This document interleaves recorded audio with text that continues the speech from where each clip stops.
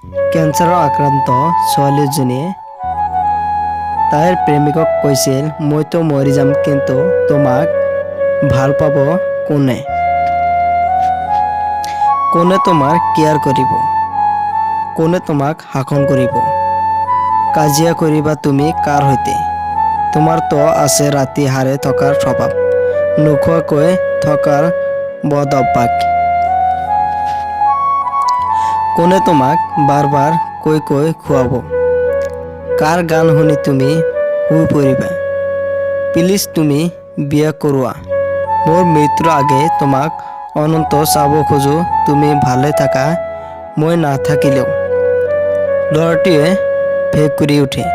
ছোৱালীজনীক সাবটি সি কয়, চুপ, একদম চুপ, তোমাৰ একো নহয়, তোমাক এৰি মই কাৰো হ'ব নোৱাৰো, নহওঁ কোনোদিনেও, মই যে তোমাক ভাল পাওঁ, তোমাৰ একো নহয়, ভগৱানে এনে নকৰে।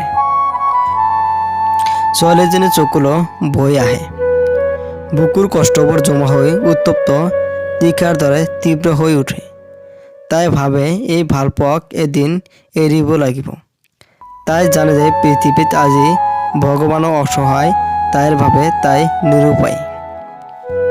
তাৰ পিছতো ল'ৰাজনৰ মূৰত হাত বুলাই কয়, জানা, মোৰ অন্ধকাৰ খুব ভয় লাগে, অথচ চোৱা কেইদিনমান পিছত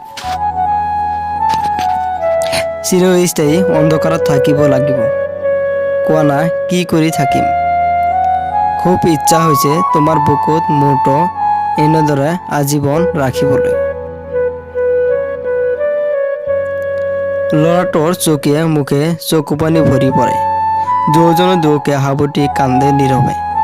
এই ঘটনাৰ কিছুদিন পিছত এদিন ছোৱালীজনীৰ মৃত্যু হয়। ল'ৰাটোৱে প্ৰতিটো ৰাতি ছোৱালীজনীৰ কবৰৰ কাষত বহি থাকে। এডাল এডালকৈ প্ৰতিটো নিশা মমবাতি জ্বলাই ছোৱালীজনীৰ কবৰ আলোকিত কৰে।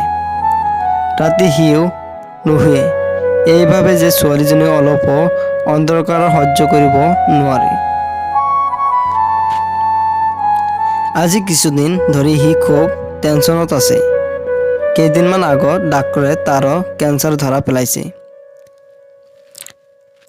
তাৰ মৃত্যুৰ চিন্তা নহয়, একমাত্ৰ চিন্তা তাৰো যদি মৃত্যু হয়, ছোৱালীজনীৰ কবৰত কোনে ৰাতি ৰাতি মমবাতি জ্বলাব? কোনে বুজিব ছোৱালীজনীয়ে যে অন্ধকাৰ খুব ভয় কৰে? বহুতো। ভিডিঅ'টো সম্পূৰ্ণকৈ চোৱাৰ বাবে ধন্যবাদ। আৰু এনেকুৱা ভিডিঅ' পাবলৈ হ'লে চেনেলটি ছাবস্ক্ৰাইব কৰি ৰাখক। Thanks for watching.